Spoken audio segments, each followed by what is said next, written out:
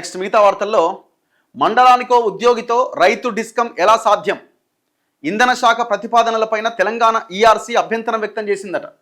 30 లక్షల కనెక్షన్లకు 30 లక్షల కనెక్షన్లకు 2000 సిబ్బంది సరిపోతారా అని ప్రశ్న.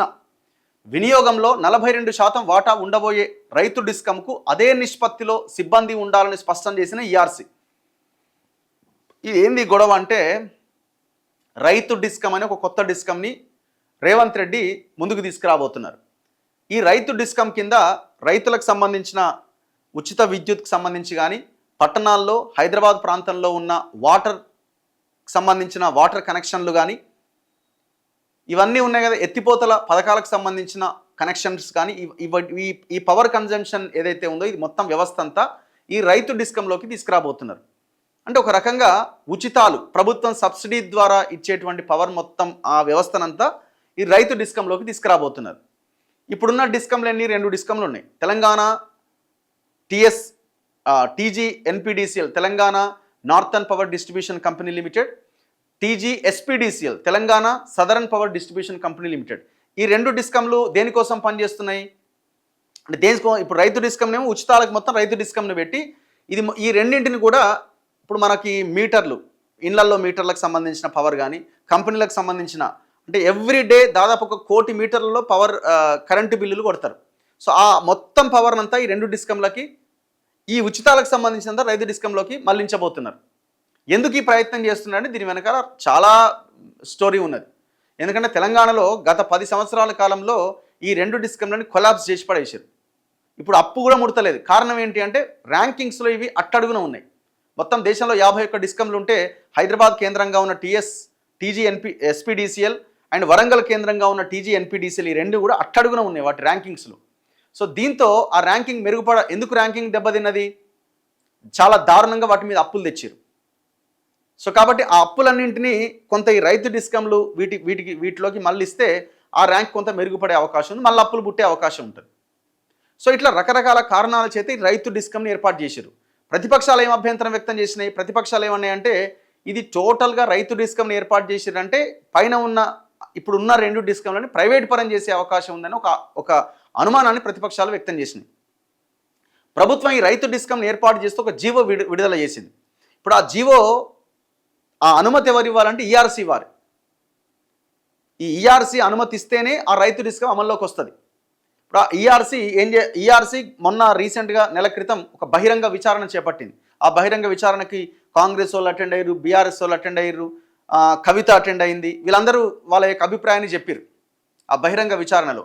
సో ఇప్పుడు ఈఆర్సీ నిర్ణయం తీసుకునే సమయం వచ్చింది. అయితే ఈఆర్సీ కొన్ని అభ్యంతరాలు వ్యక్తం చేసిందట. ఏమని?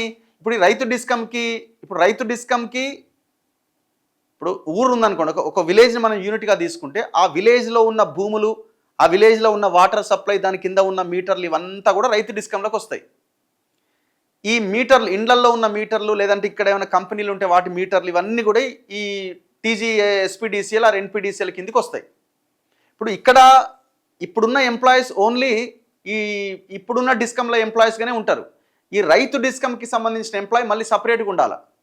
దాంట్లో పనిచేస్తున్న వాళ్ళు దీనికి పనిచేయరు, దీనికి పనిచేస్తున్న వాళ్ళు దానికి పనిచేయరు. కాబట్టి ప్రతి గ్రామానికి మళ్ళీ రైతు డిస్కంకి సంబంధించిన ఒక సపరేట్ ఎంప్లాయీ కావాలి. అట్లా కొన్ని వేల మందిని నియమించాల్సిన పరిస్థితి వస్తుంది. అయితే గవర్నమెంట్ ఏమన్నదట అంటే, 2000 సిబ్బంది సరిపోతారన్నదట. అసలు 2000 సిబ్బంది ఎట్లా సరిపోతారు? ఇప్పుడు ఆల్రెడీ ఈ టీజీఎస్పీడీసీఎల్, టీజీఎన్పీడీసీఎల్లో ఉన్న వాళ్ళు రైతు డిస్కంలోకి రావాలి అనుకుంటున్న వాళ్ళు రండి అని అన్నప్పుడు ఎవరు రాలే. మీకు ప్రమోషన్లు ఇస్తామన్నప్పుడు ఇప్పుడు ఎగబడుతున్నారు. ఇప్పుడు ఇందులో ఉన్న ఎంప్లాయీస్ ఇందులోకి రావడం వల్ల ఇక్కడ ఖాళీలు ఏర్పడతాయి. ఇప్పుడు గవర్నమెంట్ ఏమంటుంది, 2000 మంది చాలంటే గవర్నమెంట్ అంటుంది. ఎట్లా సరిపోతారు 2000 మంది? ఇప్పుడు గ్రామానికి ఒక గవర్నమెంట్ ఎలక్ట్రిసిటీ ఎంప్లాయీ కావాలి కదా. ఎలక్ట్రిసిటీ ఎంప్లాయీని మరి రైతులకి పవర్ దగ్గర ఏమైనా ప్రాబ్లం వస్తే, ట్రాన్స్ఫార్మర్ దగ్గర ప్రాబ్లం వస్తే ఎవరు చూస్తారు? ఈ మీటర్లకి టీజీఎస్పీడీసీఎల్, ఎన్పీడీసీఎల్ నుంచి ఉన్న ఎంప్లాయీ దీనికోసం చూడాడు కదా, 2 సపరేట్ అయిపోతాయి కదా. సో కాబట్టి అదే అభ్యంతరం వ్యక్తం చేసింది. 30,000 కనెక్షన్లు ఉంటే 2000 సిబ్బంది ఎట్లా సరిపోతారని క్వశ్చన్ అడిగింది ఈఆర్సీ. వినియోగంలో 42% వాటా ఉండబోయే రైతు డిస్కంకు అదే నిష్పత్తిలో సిబ్బంది ఉండాలని స్పష్టం చేసిందట. అంటే టోటల్ 100% మనం పవర్ ఉపయోగిస్తున్న దాంట్లో 42% ఈ రైతు డిస్కమ్ కిందికి పోతుంది. మిగతా 58% ఈ టీజీ ఎన్పిడిసిఎల్, టీజీ ఎస్పీడీసీఎల్ ఈ రెండు డిస్కంల పరిధిలోకి వస్తుంది. అంటే almost half of the percentage. మరి అప్పుడు ఈ రెండు డిస్కంలకు ఎంతమంది ఎంప్లాయీస్ ఉన్నారో ఇక్కడ కూడా అంతేమంది ఎంప్లాయీస్ కావాలి కదా. మరి 2000 మంది ఎట్లా సరిపోతారు?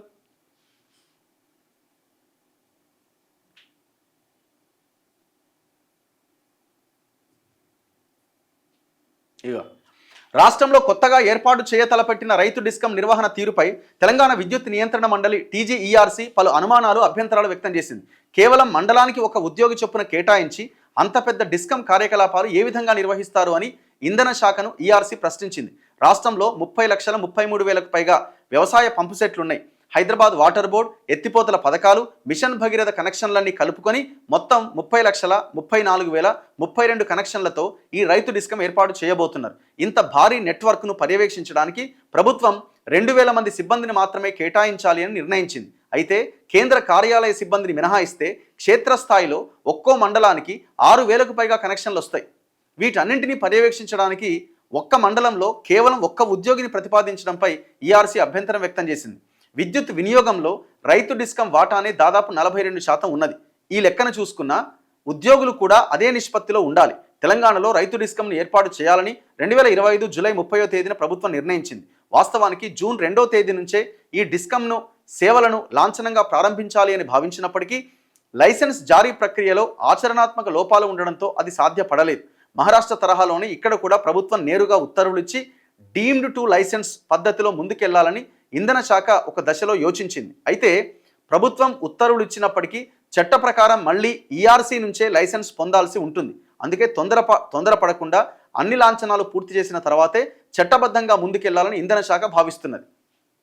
మరి గవర్నమెంట్ దీనికి వాళ్ళు చేసిన క్వశ్చన్కి వీళ్ళు ఏం ఆన్సర్ చేస్తారన్నది ఇప్పుడు కీలకంగా మారింది. ఏది ఏమైనా ఇప్పుడు ఈ రైతు డిస్కం అన్నది సో దీని మీద పెద్ద చర్చ నడుస్తున్నది. అనుమానాలు కూడా ఉన్నాయి. ఎందుకంటే ఇప్పుడు మీటర్ల ద్వారా వచ్చే కరెంట్ ఇదంతా కూడా ఈ పైన ఉన్న టీజీ ఎస్పీడీసీఎల్, ఎన్పీడీసీఎల్కి కేటాయించినారు. ఉచితాలదేమో రైతు డిస్కంలో పెట్టినారు. మరి ఇప్పుడు అవి ఒకవేళ పొరపాటున ప్రైవేట్ పరం చేస్తే పరిస్థితి ఏందనే ఒక అనుమానం కూడా చాలా బలంగా ఉన్నది. ఇప్పుడు అదానికో అంబానీకో వాళ్ళకి సంబంధించిన దాన్ని కట్టబెట్టిరు అనుకోండి, పరిస్థితి ఏంది?